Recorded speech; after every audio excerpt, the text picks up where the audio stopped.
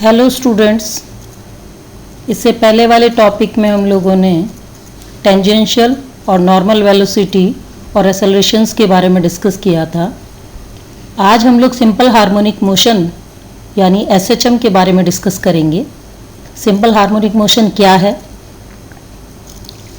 और इसके अंतर्गत किसी कण की गति कैसी होती है, इसके बारे में पढ़ेंगे। सिंपल हार्मोनिक मोशन यानी सरल आवर्त गति, इसकी परिभाषा को देखें तो जब भी कोई कण एक सरल रेखा में इस प्रकार गमन करता है या घूमता है कि इसका त्वरण हमेशा किसी रेखा पर स्थित किसी स्थिर बिंदु से कण की दूरी के समानुपाती हो और हमेशा उस बिंदु की ओर दिष्ट हो, तो कण की गति क्या कहलाती है? सरल आवर्त गति कहलाती है। और वो स्थिर बिंदु क्या कहलाता है? गति का केंद्र कहलाता है, जिसे बल केंद्र भी कहा जाता है। तो motion of A particle under SHM, सरल आवर्त गति के अंतर्गत कण की गति को देखें। आपके सामने एक डायग्राम है जिसमें ए डैश ओ और ए एक क्या है? एक सरल रेखा है। इस पर ओ बिंदु है, ये फिक्स पॉइंट है, स्थिर है। और टी समय पर मान लो कि बिंदु कोई भी कण बिंदु ओ से गति करना प्रारंभ करके और टी समय पश्चात कहाँ पहुंच जाता है? बिंदु पी पर पहुंच जाता है, जहां ओपी डिस्टेंस किसके बराबर है? एक्स के बराबर है। तो कण का त्वरण x के जहां OP बराबर x, तो कण का त्वरण x के समानुपाती और केंद्र की ओर होता है। अतः कण की गति का इक्वेशन क्या होगा? कण की गति का समीकरण क्या होगा? हम जानते हैं फोर्स इक्वल टू क्या होता है? F equal to m a का मतलब एक्सेलरेशन, यानी एम ए का मतलब d2x ओवर dt2, क्योंकि यदि x डिस्टेंस होता है तो वेलोसिटी क्या हो जाती है? dx upon dt। तो एक्सेलरेशन क्या हो जाएगा? d2x upon dt2। तो m d2x और dt2 इक्वल टू माइनस का m म्यू x। तो d2x और dt2 इक्वल टू माइनस का म्यू x, जहां म्यू क्या है? एक कांस्टेंट है।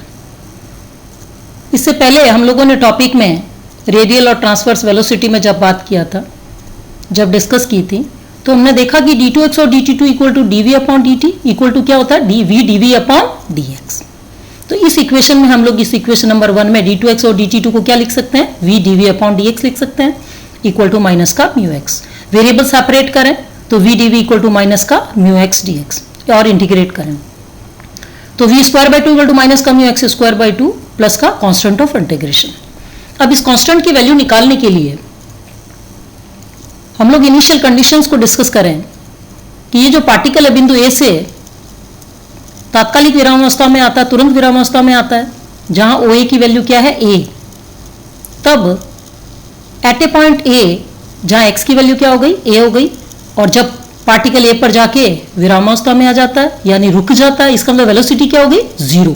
इसलिए इस कांस्टेंट की वैल्यू क्या आ गई अपने पास? म्यू ए स्क्वायर अपॉन 2, यानी half v square equal to minus का half mu x square plus का हाफ म्यू ए स्क्वायर। यानी क्या किया हम लोगों ने? इस कांस्टेंट C1 की वैल्यू इस इक्वेशन में यहां पुट कर दी। अब इस इक्वेशन को सॉल्व करें तो v square equal to mu a square minus x square. यह क्या कहलाता है? इस पार्टिकल का किसी समय t पर o से x दूरी पर कण की वेलोसिटी या वेग कहलाता है। दोनों साइड स्क्वायर रूट ले लें तो v equal to plus minus under the root mu a square minus x square. इसको दे दें हम इक्वेशन नंबर 2। अब हम लोग अलग अलग केस डिस्कस करें। v की वैल्यू हमने देखा कि प्लस माइनस दोनों साइन दे रहे हैं, तो plus minus under the root mu a square minus x square. तो प्लस साइन कब यूज में लेते हैं, माइनस साइन कब यूज में लेते हैं, इसको हम दो अलग अलग केस बना के डिस्कस करेंगे। केस फर्स्ट, मान लो कि कण बिंदु ए से विरामावस्था से बिंदु ओ की ओर चलता है, यानी ए से ओ की तरफ चलता है, यानी एक्स कम हो रहा है इस दिशा में। इस स्थिति में इस इक्वेशन नंबर 2 को क्या लिख सकते हैं? v equal to dx upon dt equal to minus sign. क्यों माइनस साइन क्यों हुआ? क्योंकि x कम हो रहा है, तो माइनस का under the root mu a square minus x square. अब वेरिएबल सेपरेट करें तो dt इक्वल टू माइनस का 1 upon root mu dx upon a square minus x square. दोनों साइड इंटीग्रेट करें तो t equal to 1 upon root mu dx upon under the root a square minus x square का integration क्या हो गया? cos inverse x upon a, और plus second constant of integration C2। वापस initial condition काम में लें। जब पार्टिकल ने चलना प्रारंभ किया था ए से, उस समय टाइम कुछ नहीं था, टाइम t बराबर 0। परंतु x की वैल्यू किसके बराबर थी, a के बराबर थी। तो जैसे ही यहाँ t बराबर 0 रखेंगे, x बराबर a रखेंगे, तो cos इनवर्स क्या बन जाएगा 1, cos इनवर्स 1 यानी 0। cos की टेबल में 1 वैल्यू किसकी होती है, 0 की होती है, तो ये क्या हो गया 0। तो C2 की वैल्यू क्या आ गई अपने पास 0। इसलिए time period t equal to 1/√μ cos inverse x/a। Terms को दूसरी साइड ट्रांसफर करें तो t मल्टीप्लाई हो जाएगा √μ से, तो √μt। cos को भी दूसरी साइड ट्रांसफर कर दें तो cos बन जाएगा, तो x की वैल्यू क्या आ जाएगी a cos √μt। ये जो डायरेक्शन है ये क्या शो कर रहा है, ये शो कर रहा है कि पार्टिकल a से o की तरफ चल रहा है, a से o की तरफ चल रहा है। इसी तरह अब हम लोग केस सेकंड डिस्कस करते हैं। मान लो कि कण बिंदु O से किसी वेग से गति प्रारंभ करता है, यानी O से चलना प्रारंभ करता है, और बिंदु A पर विरामावस्था में आता है, यानी बिंदु A पर आके रुक जाता है। इस स्थिति में उस इक्वेशन नंबर सेकंड को हम लोग देखें तो उसमें हम लोगों के पास साइन क्या आएगा, पॉजिटिव आएगा। क्यों, आप O से A की तरफ जा रहे हैं, इसका मतलब डिस्टेंस x जो है वो बढ़ रहा है। तो v equal to dx/dt equal to plus √μ under the root a² - x²। फिर वेरिएबल सेपरेट करें तो dt equal to 1/√μ dx under the root a² - x²। Integrate करें दोनों साइड तो t equal to 1/√μ sine inverse x/a। तो dx under the root a² - x² का integration क्या आ गया, sign inverse x/a plus another constant c3। फिर initial conditions काम में लें। जब हम O की बात करेंगे तो पार्टिकल O से चलना प्रारंभ करता है, इसका मतलब दूरी कुछ नहीं है, x बराबर 0, और टाइम भी कुछ भी नहीं है, t बराबर 0। इसलिए कांस्टेंट साइन इनवर्स, यहाँ x बराबर जब आप 0 रखेंगे तो साइन इनवर्स 0 इज ऑलवेज 0, और t इक्वल टू भी 0। इसका मतलब c3 की वैल्यू क्या आ गई, c3 की वैल्यू आ गई 0। इसलिए t equal to 1/√μ sine inverse x/a या x equal to a sine √μt। ये जो एरो है, ये जो डायरेक्शन, ये क्या शो कर रहा है कि पार्टिकल O से A की तरफ जा रहा है, यानी x बढ़ रहा है। अब हम लोग डिस्कस करते हैं नेचर ऑफ SHM को। नेचर ऑफ SHM या सरल आवर्त गति की प्रकृति क्या है, नेचर क्या है। सिंपल हार्मोनिक मोशन में अभी हम लोगों ने देखा कि किसी दूरी x पर त्वरण किस फॉर्म में लिखा जा सकता है, d2x और dt2 या x double dot equal to minus का μx। और अभी हम लोगों ने वेलोसिटी निकाली थी, v इक्वल टू क्या आया था, plus minus under the root μ a² - x²।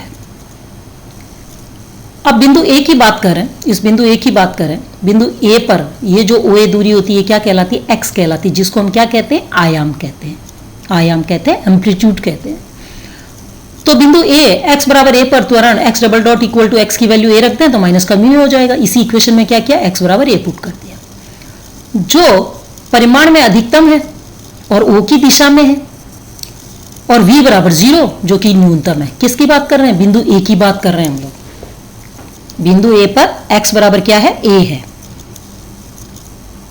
x बराबर a है, तो x की वैल्यू इसमें पुट कर दी इस इक्वेशन में, x double dot equal to minus का म्यू x, तो ये बन गया x double dot equal to minus का म्यू a। तो इसका मतलब ये जो त्वरण है वो क्या है, अधिकतम है। बिंदु A पर त्वरण का मान अधिकतम होता है, परंतु वेलोसिटी होती है वो न्यूनतम होती है, v इक्वल टू 0। अब बिंदु O की बात करें, बिंदु O पर पार्टिकल का मोशन किस तरह का है, तो बिंदु O पर क्या है, x बराबर 0, क्योंकि पार्टिकल तो यही है, इस दिशा में आगे बढ़ेगा तभी तो x बढ़ेगा। इसका मतलब बिंदु O पर क्या है, x बराबर 0, पर त्वरण क्या है, x double dot equal to 0, जो कि क्या है, मिनिमम है। और v इक्वल टू क्या है, v x बराबर 0, x बराबर 0 यहां रखें, x बराबर 0 रखते ये क्या बन जाएगा, v equal to under the root mu a। क्यों, रूट से बाहर ले आए a² तो क्या आ जाएगा, a आ जाएगा, म्यू a। तो v बराबर under the root mu a, जो कि क्या है, मैक्सिमम है। इस प्रकार हम क्या देख रहे हैं कि कण a से o की तरफ, a से o की तरफ क्या लेके चलता है, शून्य वेग लेके चलता है, और त्वरण क्या लेके जा रहा है, त्वरण लेके जा रहा है म्यू ए, त्वरण लेके चल रहा है म्यू ए। तो ए से ओ की तरफ जब पार्टिकल आता है तो उसका वेग तो है शून्य और उसका त्वरण क्या है, म्यू ए है। तो ये वेलोसिटी और म्यू ए त्वरण लेकर यह अपनी गति प्रारंभ करता है, परंतु धीरे धीरे क्या होता है, जैसे ए से ओ की तरफ बढ़ेगा इसका वेग क्या हो जाएगा, बढ़ता जाएगा और त्वरण कम होता जाएगा। ओ पर पहुंचते पहुंचते इसका त्वरण तो हो जाएगा शून्य और वेग क्या हो जाएगा, वेग अभी हम लोगों ने देखा क्या था, रूट म्यू ए, इसका वेग हो गया म्यू ए, जो कि क्या होता है, मैक्सिमम होता है। इस वेग के कारण जो पार्टिकल है ये क्या करेगा, ओ को क्रॉस कर देगा, और ओ को क्रॉस करके ओ जो दिशा है, ए ओ दिशा, इसमें ओ को क्रॉस करके इस डायरेक्शन में आगे की तरफ बढ़ने लगेगा। हेलो स्टूडेंट्स, इससे पहले वाले टॉपिक में हम लोगों ने टेंजेंशियल और नॉर्मल वेलोसिटी और एक्सेलरेशंस के बारे में डिस्कस किया था। आज हम लोग सिंपल हार्मोनिक मोशन यानी एसएचएम के बारे में डिस्कस करेंगे। सिंपल हार्मोनिक मोशन क्या है और इसके अंतर्गत किसी कण की गति कैसी होती है, इसके बारे में पढ़ेंगे।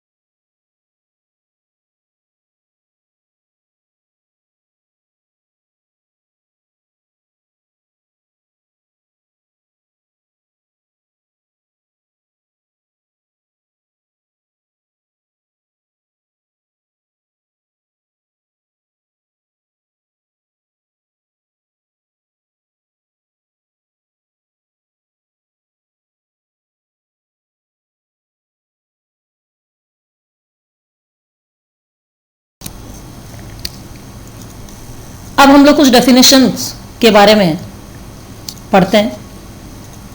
ये डेफिनेशन हम लोगों को सिंपल हार्मोनिक मोशन में, क्वेश्चंस में, थ्योरी में, सब जगह काम में लेनी होती है। अब हम देखें कि एम्पलीट्यूड ऑफ एसएचएम क्या होता है, सरल आवर्त गति का आयाम किसे कहते हैं। सिंपल हार्मोनिक मोशन में कोई भी पार्टिकल मोशन में है, गति कर रहा है, तो किसी भी कण की किसी भी विरामावस्था से केंद्र की दूरी समझे। अब अभी हम लोग बिंदु ओ की बात कर रहे थे। ओ से जो ए का जो डिस्टेंस होता है, कैपिटल ए, ओ से ए की जो दूरी होती है उसको हम स्मॉल ए नाम देते हैं। ये क्या कहलाता है, सिंपल हार्मोनिक मोशन का आयाम या एम्पलीट्यूड कहलाता है। सेकेंड पॉइंट है कि पीरियड ऑफ एसएचएम, सरल आवर्त गति का आवर्तकाल, इसको टाइम पीरियड या पीरियड ऑफ एसएचएम बोला जाता है। सिंपल हार्मोनिक मोशन के अंतर्गत गतिमान किसी भी कण के चरम बिंदु ए से चलकर ए तक पहुंचने के समय को क्या कहते हैं, एसएचएम का आवर्तकाल कहते हैं। अभी हम लोगों ने देखा, इससे जस्ट पहले हमने देखा कि टाइम कितना है, वापस ए पर पहुंचने का टाइम कितना था, 4 इंटू स्मॉल t1, वो कितना आया था, 2 पाई अपॉन रूट म्यू। तो इसे हम लोग क्या डिनोट करते हैं, कैपिटल टी से डिनोट करते हैं और इसको हम टाइम पीरियड कहते हैं। तो capital T equal to 2 pi upon. इस फॉर्मूले को देखें तो देखिए इसमें कहीं पे भी ए नहीं है, स्मॉल ए, यानी एम्पलीट्यूड का इसमें कोई काम नहीं है। इसका मतलब टाइम पीरियड जो है वो एम्पलीट्यूड पर डिपेंड नहीं करता। तीसरी हम लोग डेफिनेशन देखते हैं इसमें, फ्रीक्वेंसी या आवृत्ति किसे कहते हैं। आवृत्ति क्या होती है, इकाई समय में पूर्ण दोलनों या ऑसिलेशंस की संख्या को गति की आवृत्ति कहते हैं। यदि n आवृत्ति को n से डिनोट करें, और t अभी हम लोगों ने ऊपर देखा क्या था, आवर्तकाल था, टाइम पीरियड था, तो n बराबर क्या होता है, 1 अपॉन टी। तो n की वैल्यू क्या आ गई, रूट म्यू अपॉन 2 पाई। ये क्या कहलाती है, फ्रीक्वेंसी या सिंपल हार्मोनिक मोशन की आवृत्ति कहलाती है। उसके बाद हम लोग क्या देखते हैं, ज्योमेट्रिकल रिप्रेजेंटेशन ऑफ एसएचएम, सरल आवर्त गति का ज्यामितीय निरूपण। इसको ज्यामिति में किस तरह दिखाया जाता है, किस तरह निरूपित किया जाता है। मान लो कि एक पार्टिकल P है, ये पार्टिकल P है, इस वृत्त में अचर कोणीय वेग ओमेगा से गमन कर रहा है या घूम रहा है। यहां बिंदु P पर है पार्टिकल और अचर कोणीय वेग से वो ओमेगा से वो घूमता है। यदि वृत्त की त्रिज्या को ए ले लिया जाए, ये वृत्त की त्रिज्या है ओपी, ये क्या होगी ए है, तो पी से इस वृत्त के व्यास, वृत्त का व्यास क्या है बीओए, इस पर हम लोगों ने क्या डाला परपेंडिकुलर, ये पीएम क्या हो गया परपेंडिकुलर है। तो ओ की ओर पी का त्वरण क्या होगा ए ओमेगा स्क्वायर होगा। तो यदि इस एंगल को ए ओ पी एंगल को थीटा मान लिया जाए तो कण के त्वरण का ए ओ की दिशा में घटक क्या होगा, इसका कंपोनेंट क्या होगा। इस ए ओमेगा स्क्वायर को रिजोल्व करें, इसको रिजोल्व करेंगे तो आएगा a omega square cos theta, cos theta. अब a cos theta, a cos theta क्या है, इस ट्रायंगल को देखें तो ए अपने पास क्या था, ए क्या था, ए त्रिज्या थी, ओपी का मान ए था, तो ए कॉस थीटा किसकी वैल्यू हो गई, ए कॉस थीटा वैल्यू हो गई। कॉस थीटा का फॉर्मूला देखें, कॉस थीटा बराबर क्या होता है, कॉस थीटा बराबर होता है आधार बटा कर्ण, आधार क्या है ओएम, कर्ण क्या है ओपी, तो ओएम की वैल्यू क्या हो गई ओपी कॉस थीटा। तो ये क्या बन गया ए ओमेगा स्क्वायर, ए ओमेगा स्क्वायर कॉस थीटा में हम लोगों ने ए कॉस थीटा को क्या पुट कर दिया ओएम, ओएम की वैल्यू क्या पुट कर दी हम लोगों ने, ओएम बराबर हम लोगों ने एज्यूम किया एक्स, ये किसकी तरफ है ओ की तरफ है। इसका मतलब हुआ कि पी से इस व्यास पर, इस व्यास बी ओ ए पर ये जो लंब डाला है, इस लंब का पाद क्या है एम, इसकी गति का समीकरण क्या होगा x double dot equal to minus का omega square x. Negative sign क्यों लिया, नेगेटिव साइन किस वजह से लिया, डायरेक्शन ये था और यहाँ पे डायरेक्शन हम लोगों ने ये ले लिया, तो ये नेगेटिव अपोजिट डायरेक्शन हो गया, तो x double dot equal to minus का ओमेगा स्क्वायर एक्स। ये किसको शो कर रहा है, ये इक्वेशन किसको शो कर रही है, एसएचएम को या सिंपल हार्मोनिक मोशन को शो करती है। अब हम लोग एसएचएम पे एक एग्जांपल लेते हैं और क्लियर हो जाएगा कि हम लोगों ने अभी क्या क्या डिस्कस किया है। एक कण सिंपल हार्मोनिक मोशन के अंतर्गत एक सरल रेखा में गमन करता है, विरामावस्था से चलने के पश्चात प्रथम सेकंड में तय की गई दूरी है ए और अगले सेकंड में तय की गई दूरी है स्मॉल बी, एक ही दिशा में तय करता है। सिद्ध करना है कि गति का आयाम है वो ये होना चाहिए और इसका आवर्तकाल है ये होना चाहिए 2 pi upon cos inverse b minus a upon 2a, या 2 पाई कॉस इनवर्स को हम लोग न्यूमरेटर में ले आए तो sec inverse b minus a upon 2a होगा, ये हम लोगों को प्रूव करना है। तो मान लो कि सिंपल हार्मोनिक मोशन का आयाम, अब हम आयाम तो ए ही होता है हमेशा, परंतु इसने यहाँ क्या किया, क्वेश्चन में ए एक दूरी दे दी है, उसने बोला कि पहले सेकंड में पार्टिकल ए दूरी तय करता है, तो हम लोग डिफर करने के लिए क्या करते हैं, यहाँ आयाम हम लोग डी लेते हैं। मान लो कि सिंपल हार्मोनिक मोशन का आयाम डी है, तब विरामावस्था से चलने के टी समय पश्चात कण केंद्र से x दूरी पर हो तो हम लोगों का फॉर्मूला क्या होता है, x equal to a cos होता है, एक की जगह क्या आ गया D, D cos root mu T. अभी हम लोगों ने फॉर्मूला डिस्कस किया था, वही फॉर्मूला इक्वेशन नंबर 1। अब क्वेश्चन में क्या दिया है कि t बराबर 1 है तो x बराबर क्या हो जाएगा d माइनस ए, क्यों, क्योंकि वो दूरी कितनी तय कर रहा है, a दूरी तय कर रहा है प्रथम सेकंड में, तो आयाम क्या था अपना d, तो x बराबर क्या हो जाएगा d माइनस ए। और जब t बराबर 2 है तो ये जो x है इसकी वैल्यू क्या हो जाएगी d minus a plus B, क्योंकि a तो पहले तय कर चुका और b अब उसने दूसरे सेकंड में, b जो है वो दूसरा सेकंड मतलब अगला सेकंड उसमें तय कर रहा है, तो x बराबर क्या हो गया d minus a plus B. इस इक्वेशन फर्स्ट से हम देखें तो d minus a equal to, इस इक्वेशन फर्स्ट में क्या करें, x की अलग अलग वैल्यूज पुट करें, x बराबर पहले सेकंड में क्या पुट करें d माइनस ए और उससे अगले सेकंड में क्या पुट करें x बराबर d minus a plus b. तो d minus a equal to D cos root mu, T की जगह क्या पुट कर दिया 1, या इसको क्या लिखा जा सकता है d minus a equal to D cos root mu. इसी प्रकार x इक्वल टू, जब t बराबर 2 है तो x equal to D minus a plus B put करें, तो d minus a plus b equal to D cos root mu, t की जगह क्या बना दिया 2, t की जगह क्या रखना आपको 2 रखना। क्वेश्चन को खोल लें तो d minus a minus b equal to D cos 2 root mu, इसको दे दें इक्वेशन नंबर 3। इस इक्वेशन से हम लोग क्या करेंगे, cos 2 रूट म्यू की वैल्यू हम लोग निकालेंगे आगे। पहले हम लोग ये देखें कि cos 2 थीटा इक्वल टू क्या होता है 2 cos स्क्वायर थीटा माइनस 1। इस फॉर्मूले को अब हम लोगों को यहाँ यूज करना है और ये दोनों वैल्यूज इक्वेशन नंबर 2 और 1 से चेक करनी है। तो cos 2 root mu, cos 2 root mu की वैल्यू इक्वेशन नंबर 3 से क्या बन गई d minus a minus b upon D, ठीक है। cos square mu, cos square की वैल्यू निकालने के लिए cos म्यू की वैल्यू, cos रूट म्यू की वैल्यू यहां से चेक करें, cos 2 रूट म्यू की तो वैल्यू निकाली इक्वेशन नंबर 3 से, और cos रूट म्यू की वैल्यू निकाले इक्वेशन नंबर 2 से। यहाँ वैल्यू क्या आएगी, cos रूट म्यू की d minus a upon D, ये यहाँ वैल्यू पुट कर दी, 2d minus a upon D का होल स्क्वायर माइनस 1। इसको इक्वेशन को सॉल्व करें, इसका होल स्क्वायर खोलना है पहले, फिर एलसीएम लें, एलसीएम लेने के बाद टर्म्स को ट्रांसफ़र करें राइट हैंड साइड और लेफ्ट हैंड साइड में, सॉल्व करें तो अपने पास d की वैल्यू क्या आ जाती है, d equal to 2a square upon 3a minus b।